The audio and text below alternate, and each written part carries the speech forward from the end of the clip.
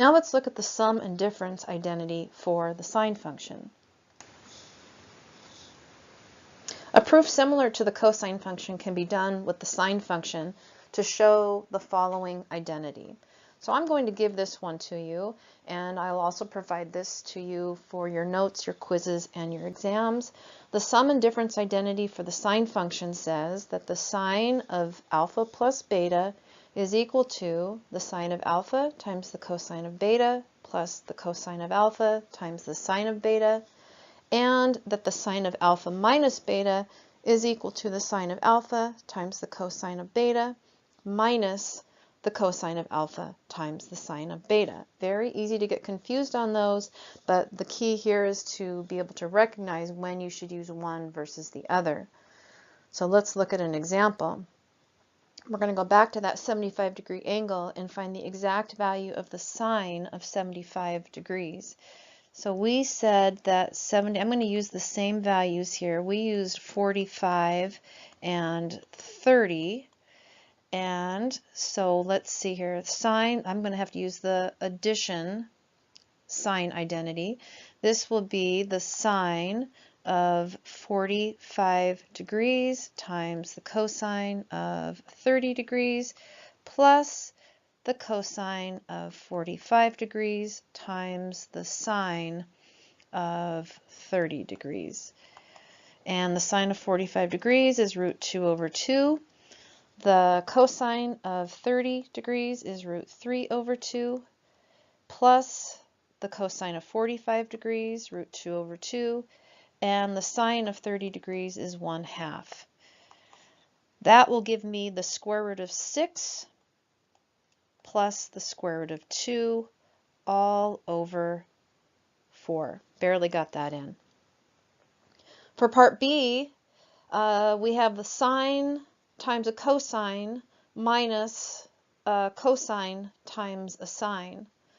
So that tells me that this must be a difference identity for the sine function, where 20 degrees is my alpha and 80 degrees is my beta. So this is going to equal the sine of 20 degrees minus 80 degrees, which is the sine of negative 60 degrees. And because the sine function is an odd function, that's equal to the negative sine of 60 degrees. And that's going to give me negative whatever the sine of 60 degrees is. And the sine of 60 degrees is root 3 over 2, and so I get negative root 3 over 2 as a final answer. Example 6.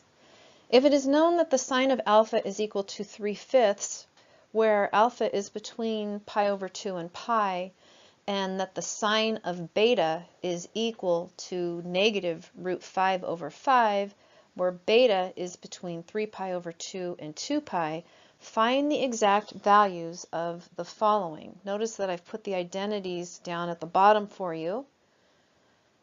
All right, part A and B want me to find the cosine of alpha and the cosine of beta. Now, I'm not interested in what alpha and beta are. I'm interested in what the cosine of alpha and beta are. And notice that what has been given to me is information about the sine of alpha, and then the quadrant of alpha, and the sine of beta and the quadrant of beta.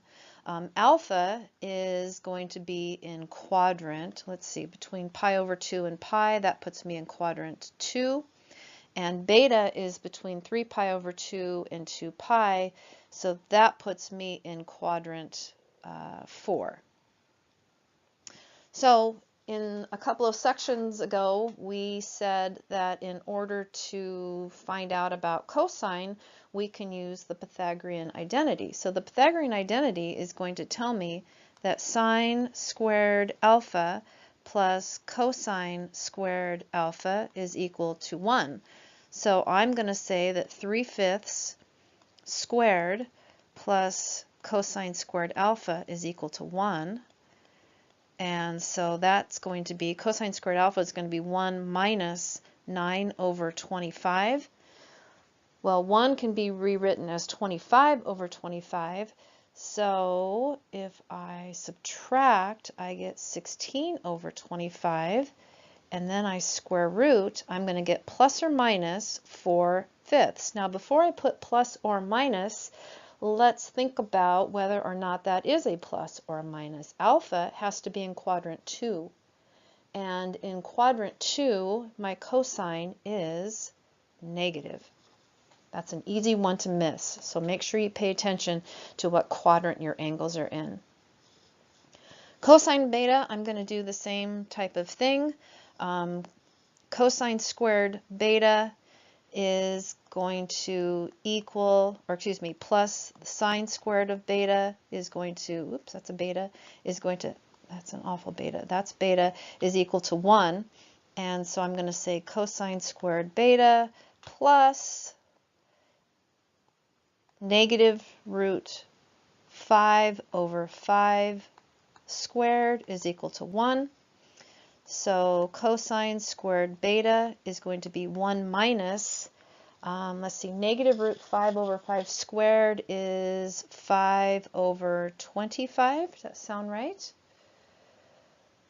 Hope I got that right.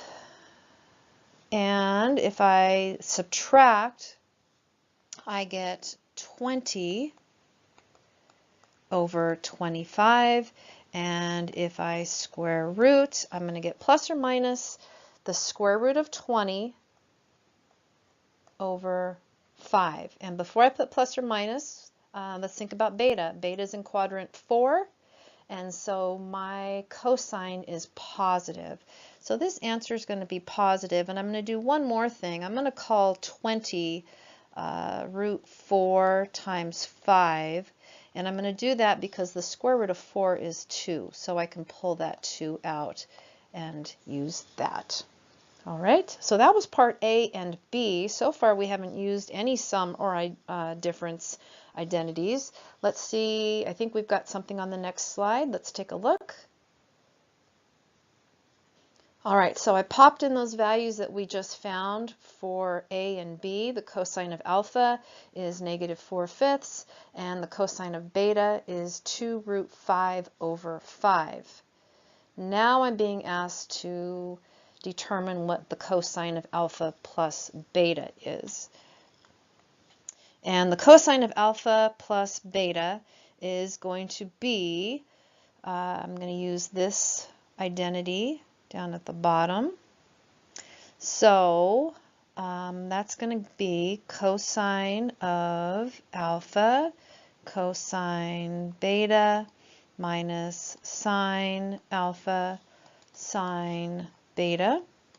What is the cosine of alpha? Cosine of alpha is what I found on part A. That's going to be negative 4/5. And the cosine of beta, was what I found on part B, so that's 2 root 5 over 5. You can see that if I'd gotten that sign incorrect, that would have really messed it up. Minus the sine of alpha, which was given to me, times the sine of beta, which was also given to me.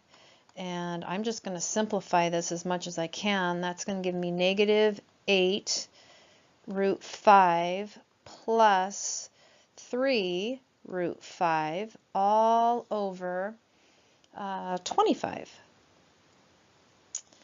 And let's see, because these radicands, the numbers underneath the radical, because those are equal, I can perform that subtraction. I can call this negative 5 root 5 over 25. And now I can reduce the 5 and the 25 and get a final answer of negative root 5 over 5 as an answer.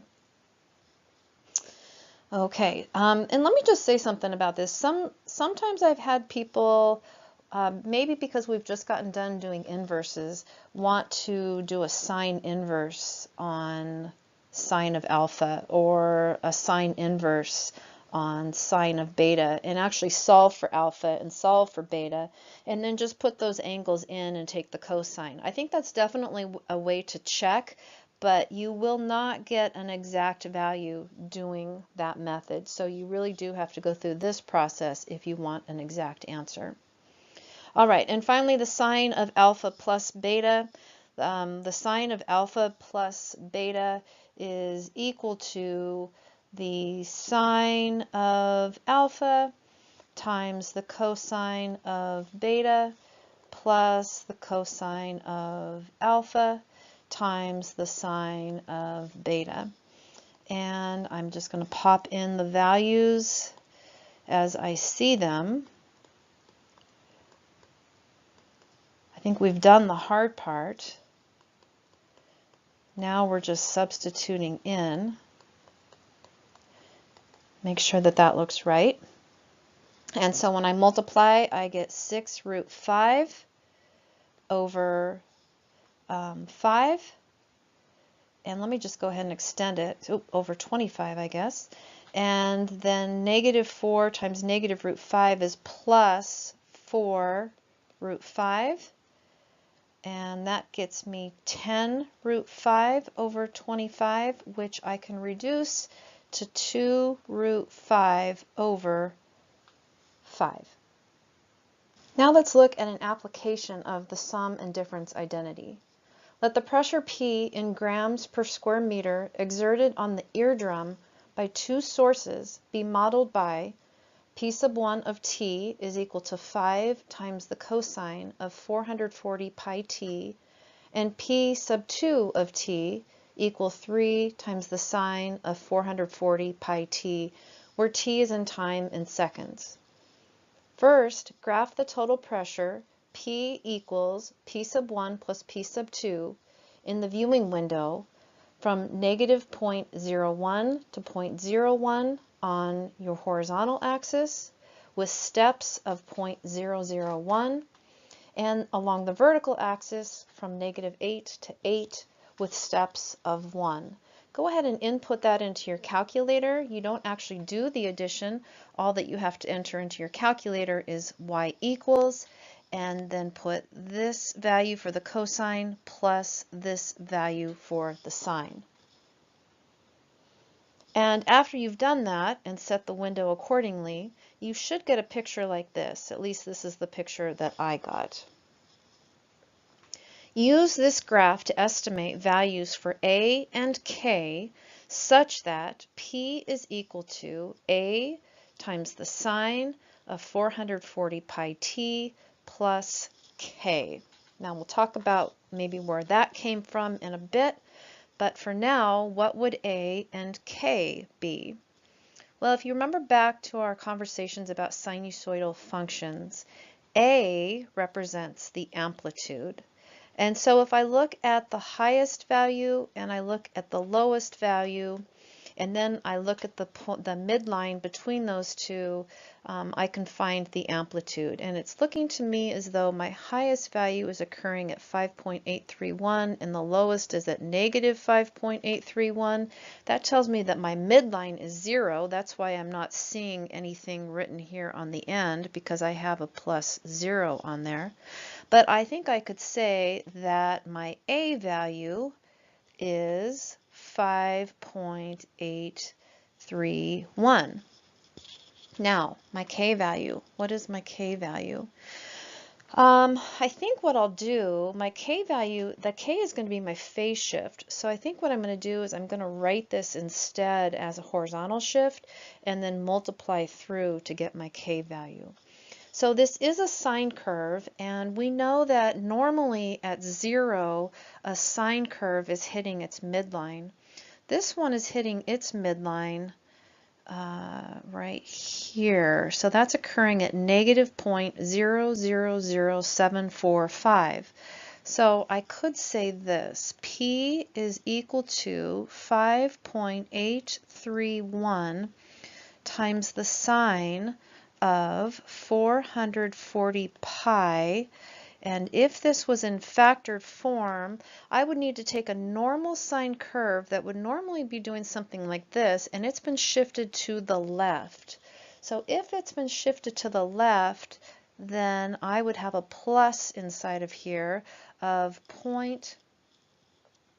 what does that say? 0.00745. And so if I multiply through whatever 440 pi times 0.000745 is, that's going to be my k value. And when I did that, I get 5.831 times the sine of 440 pi t, and I got approximately 1.03. Make sure that you get the same thing. All right, so that was part A, and we came up with this function. That was the function that we had written on the previous page. And in part B, it says, okay, now use a sum or difference identity for sine to verify that P actually does equal P sub 1 plus P sub 2. So let's just make sure that we understand what we're talking about here. P is what we found in part A. And we are going to rewrite that using an identity, a sum or difference identity for sine, to show that P does come from P sub 1 plus P sub 2. So we're looking for it to be this up at the top, P sub 1 and P sub 2. All right, so I have to remember my identities.